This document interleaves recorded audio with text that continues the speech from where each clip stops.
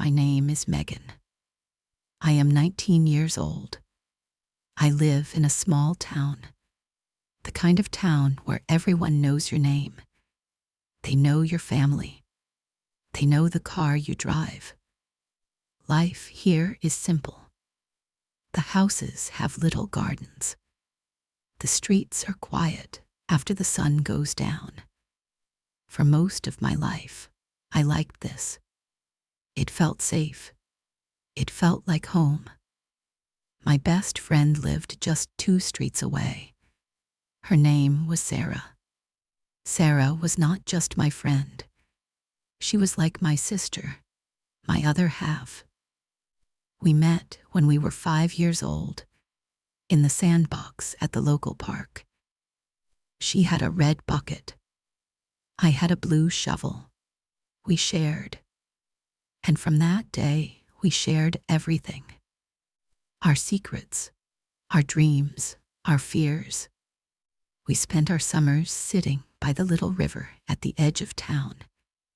We would talk for hours about boys, about school, about leaving this small town one day, or maybe staying here forever, side by side.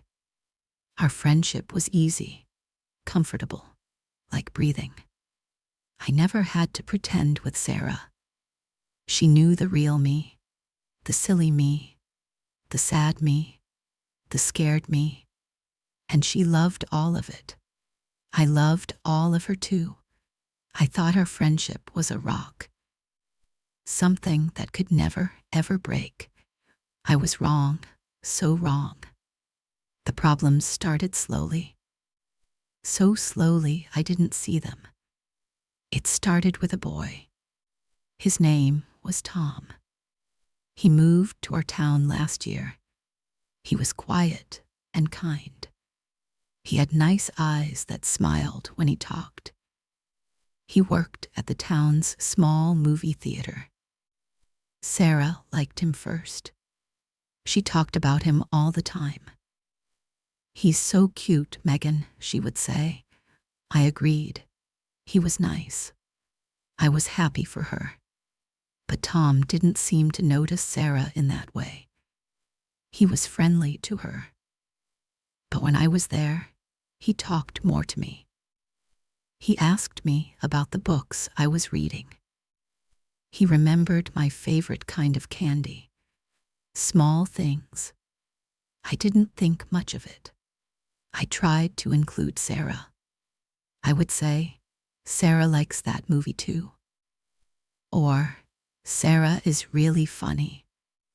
I wanted him to see her, the wonderful person I knew, but he just kept looking at me. One warm evening, our town had its annual summer fair. Lights were strung between the trees. Music played from big speakers. Everyone was there. Sarah and I walked around, sharing a bag of popcorn. She was excited. She hoped Tom would be there. And he was. He was standing near the Ferris wheel. He saw us and waved. My heart did a little jump. Sarah's face lit up. We walked over to him. We all talked for a few minutes. Then Tom looked at me. "Do you want to go on the Ferris wheel, Megan?" he asked. "Not us, just me." The world seemed to stop for a second. I looked at Sarah. Her smile was gone. Her face was a mask. Empty. "You guys go," she said. Her voice was flat, cold. "I'll wait here." I felt terrible. "No, we should all go," I said quickly. But Tom was already pulling me gently toward the ride. I looked back at Sarah. She was just standing there, watching us. She looked so small and alone. The whole ride, I felt sick. The beautiful lights of the fair below looked blurry. I couldn't enjoy it. I just wanted to get back down to Sarah. When we got off, she was gone. I called her phone, no answer. I texted her, nothing. The next day at school, she walked right past me, like I was a stranger, like our 14 years of friendship meant nothing. My chest hurt. I felt a real pain in my chest. I tried to talk to her after class. "Sarah, please," I said. "What's wrong?" She finally looked at me. Her eyes were not sad.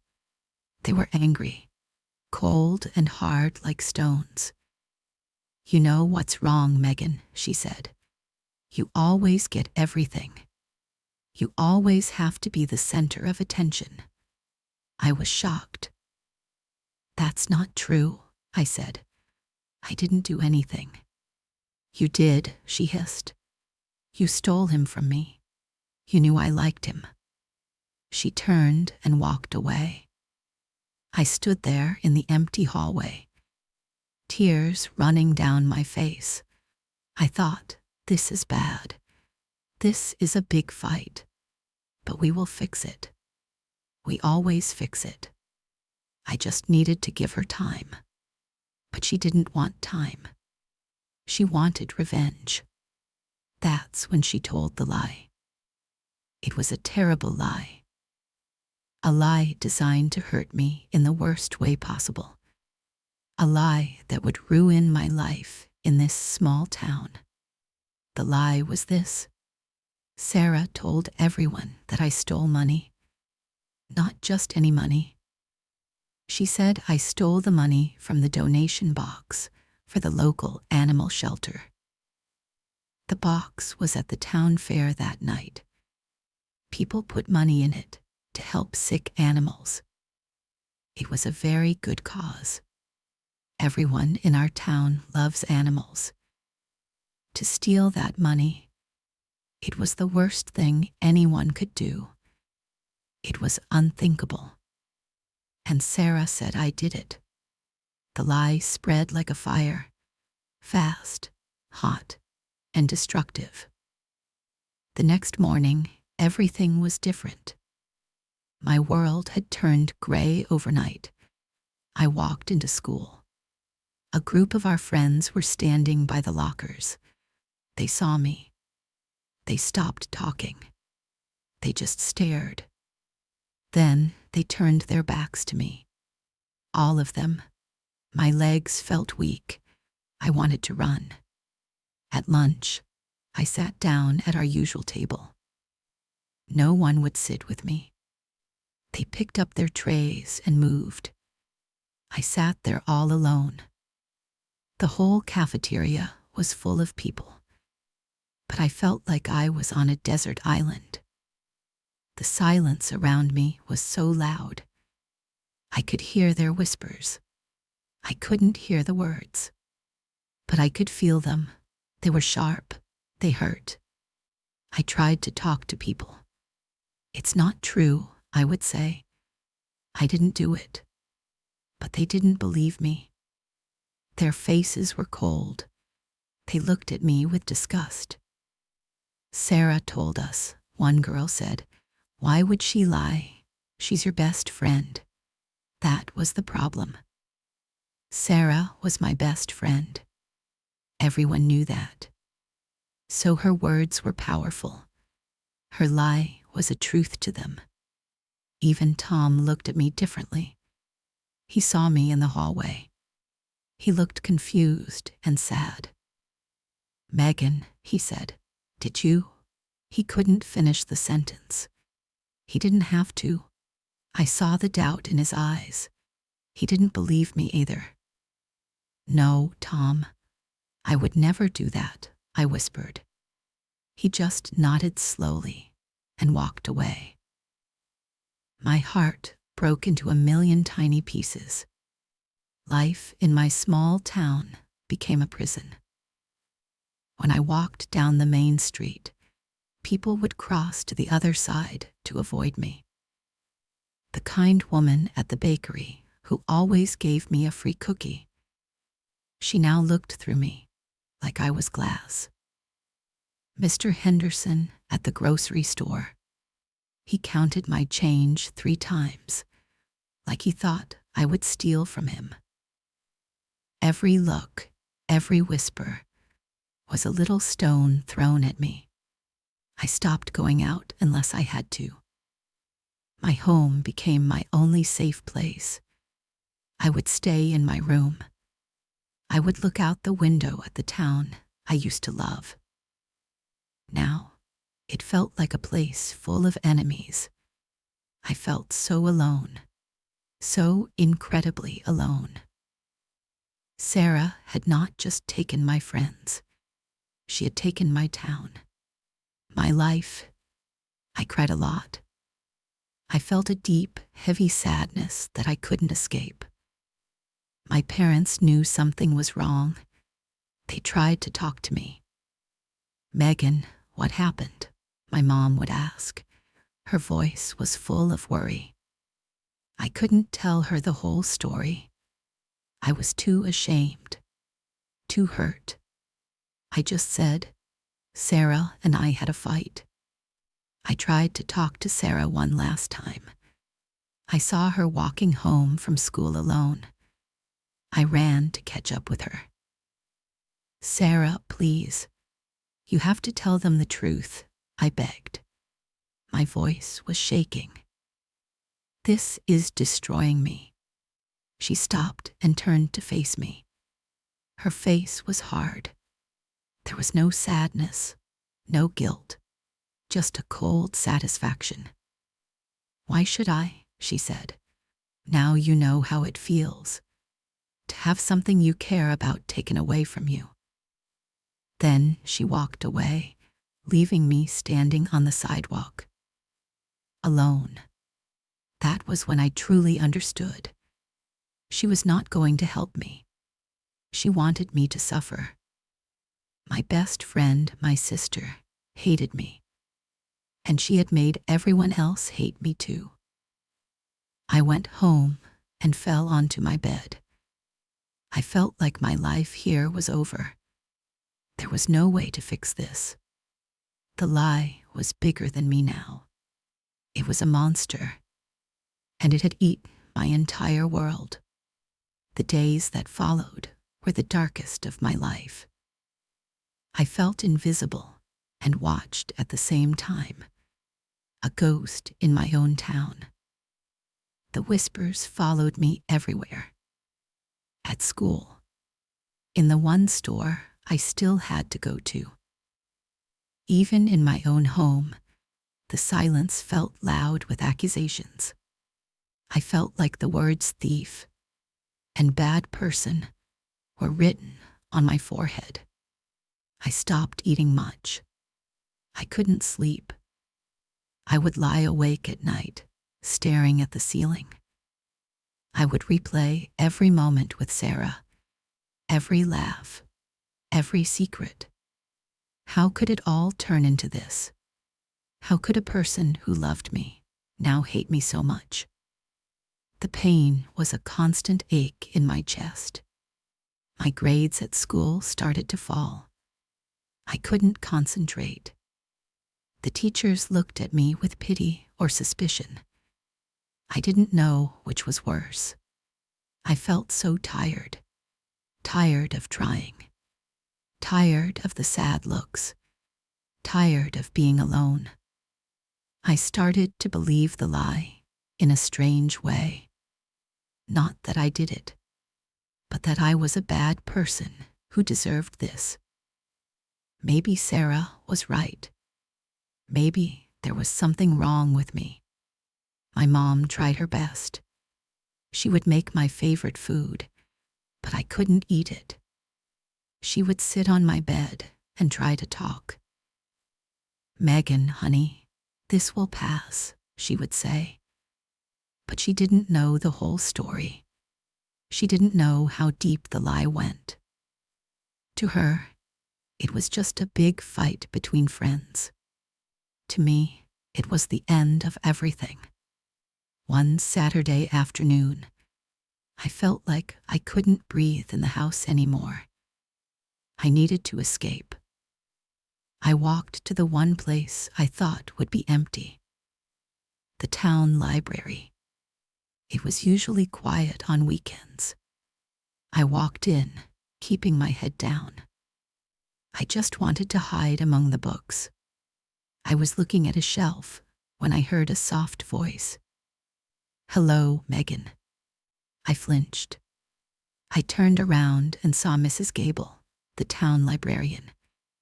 She was an older woman with kind, gentle eyes and white hair. I braced myself for the look of disgust, the cold stare, but it didn't come. She was just smiling. A small, warm smile. "It's good to see you," she said. I was so surprised, I couldn't speak for a moment.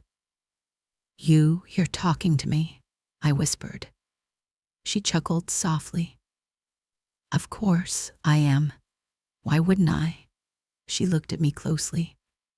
Her eyes were full of understanding, not judgment. "I've worked in this library for 40 years, dear. I've learned to read people much better than I read books. And you have a good heart. Don't you ever let anyone make you forget that." Tears filled my eyes. Big, hot tears. They just started falling. I couldn't stop them. It was the first kind thing someone had said to me in weeks. The first person who looked at me and saw me. Not the lie, not the whispers, just me. I stood there in the quiet library, crying. Mrs. Gable didn't say anything else. She just handed me a tissue.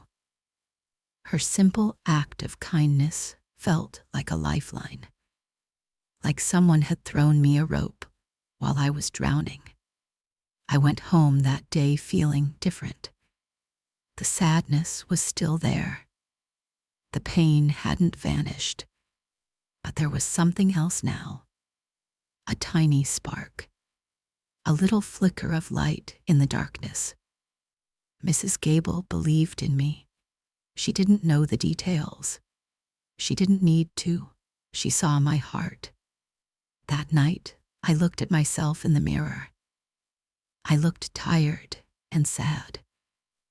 But I looked at my own eyes. And I thought about what Mrs. Gable said. "You have a good heart." Maybe I did. I knew I didn't steal that money. I knew I was a good friend to Sarah. I knew I wasn't the monster she had painted me to be. The lie was not my truth. It was her lie, her anger, her pain. She had given it to me to carry. And I had been carrying it. It was so heavy. And right then, I decided I didn't want to carry it anymore. It wasn't easy. The next Monday, I walked into school. I still felt scared. But I did something different. I held my head up. I looked people in the eye. When they whispered, I didn't look down at the floor. I just kept walking. I was still alone, but I didn't feel as broken. I felt a small, quiet strength growing inside me. I started focusing on myself. I studied hard. I wanted to bring my grades back up. For me, not for anyone else. I spent my lunch breaks in the library with Mrs. Gable. We didn't talk about the lie. We talked about books, about faraway places. Her company was a quiet comfort.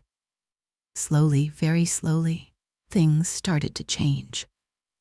Not in a big, dramatic way. It was small. One day, a girl from my math class, named Emily, dropped her books. I helped her pick them up. "Thanks," she said, and she gave me a small, real smile. It was a tiny thing, but it felt huge. Another time, my dad asked me to help him fix the fence in our garden. We worked all afternoon under the sun. We didn't talk much, but being outside, doing something with my hands, it felt good. It felt real. It reminded me that there was a world outside of school hallways and whispers. I saw Sarah, of course. We were in the same small town. We passed each other. We never spoke. Sometimes I would see her looking at me. Her expression was hard to read. Sometimes it looked like anger. Sometimes it almost looked like sadness, like she was trapped in her own lie. One day, months later, I was walking home. Sarah was walking on the other side of the street. She saw me. I saw her. For a moment, I think we both thought about crossing the street, to talk or to yell, but we didn't. We just kept walking. In that moment, I realized I didn't hate her. I was still hurt, but the anger was gone. I just felt sad. Sad for her. Sad for the friendship we lost. I decided I needed to forgive her. Not for her. She never said sorry. But for me, I needed to let go of the pain. So, in my heart, I forgave her. And I let her go. My life is different now. The town never went back to how it was. Some people will probably always believe the lie. They will always look at me a certain way. But it doesn't hurt me anymore, because I know the truth. And I found out who my real friends are. Emily from math class. We started talking more. We are good friends now. My family, their quiet support was everything. And Mrs. Gable, she taught me that one kind person can change everything. I learned something very important from all this pain. I learned that you cannot control what other people say.